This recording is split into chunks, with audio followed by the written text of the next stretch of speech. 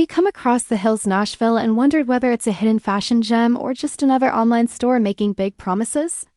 At first glance, the Hills Nashville appears to be a stylish boutique offering trendy clothing at impressive discounts, creating the impression of a fashionable local brand with a strong identity.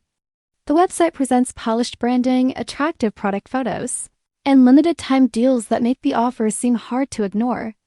However, when you look beyond the marketing, several questions begin to emerge. One of the biggest concerns is the company's claim of being based in Nashville. While available information does not clearly support the existence of a physical boutique, the listed address has raised doubts among shoppers, and there is little evidence of an established local retail presence. Another point worth noting is the lack of transparent company information, which can make it difficult for customers to verify who's actually operating the business.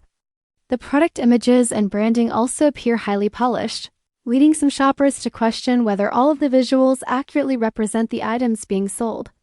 In addition, many of the products seem similar to items commonly found through overseas suppliers, yet they are marketed with significant markups while being presented as exclusive boutique fashion. The website frequently uses large discounts and urgency-based promotions, tactics that are often designed to encourage quick purchasing decisions. Customer feedback available on the site is generally positive, but independent verification can be difficult to find, making it harder to evaluate overall customer satisfaction. Some buyers have also reported receiving products that did not fully match expectations in terms of quality, sizing, or materials, while others have mentioned challenges during the refund process.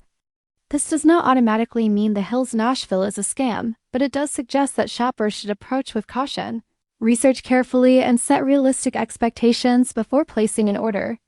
Ultimately, the store appears to rely heavily on branding and marketing, making it important to separate the promotional image from the actual shopping experience before deciding whether it is worth your money.